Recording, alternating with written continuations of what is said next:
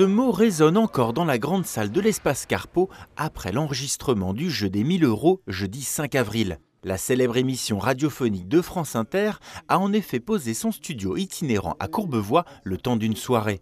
Mais au fait, c'est quoi le jeu des 1000 €? C'est un jeu qui est à la fois culturel et populaire, moi j'aime bien ces deux adjectifs, et c'est aussi un jeu qui a pour particularité d'être itinérant, toujours enregistré dans les communes de France, et donc on est au contact du public en permanence. Et je crois que c'est vraiment des qualités qui sont assez uniques dans le paysage radiophonique. Qui dit nouvelle ville, dit nouveau public. Et à Courbevoie, les spectateurs présents dans la salle sont pour la plupart de fidèles auditeurs, venus par nostalgie du jeu des 1000 francs, ancêtre de l'actuelle version convertie à l'euro, mais pas seulement. C'est ma femme qui m'a entraîné, par nostalgie du jeu des 1000 francs. C'est amusant d'aller voir comment ça se passe, comment on coupe l'émission à certains moments, comment ils tirent les enveloppes, comment se fait la sélection, ça c'est très amusant. J'ai été embarquée par un groupe d'amis.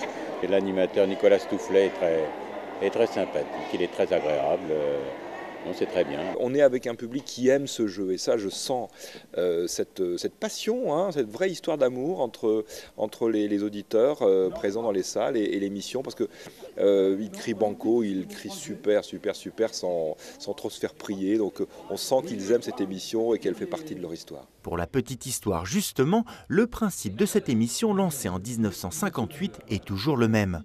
Un duo de joueurs précédemment sélectionnés dans le public hors antenne doit répondre à une série de questions de culture générale proposées par les auditeurs. Et à ce petit jeu, c'est le binôme improvisé constitué d'un collégien et d'un lycéen qui s'est montré le plus habile. Pourquoi appelle-t-on les molaires les plus postérieures les dents de sagesse? Parce qu'elles apparaissent pas tout de suite. Elles poussent à un âge où on devient sage, on est censé devenir sage. Elles sont pas là à la naissance.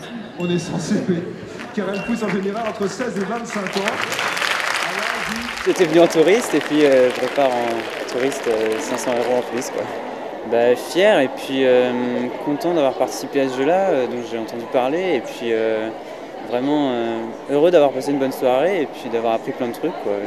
Je suis content, ça fait des années que j'essaie de participer au jeu de 1000 €. J'ai vu que ça passait pas trop loin de chez moi, alors j'ai saisi l'occasion. Et voilà, j'ai répondu naturellement et j'ai gagné. Ces 3 émissions seront diffusées à 12h45 les 24, 25 et 26 avril sur l'antenne de France Inter. Un bon moyen d'annoncer le prochain festival des mots libres qui se tiendra à Courbevoie du 11 au 13 mai prochain.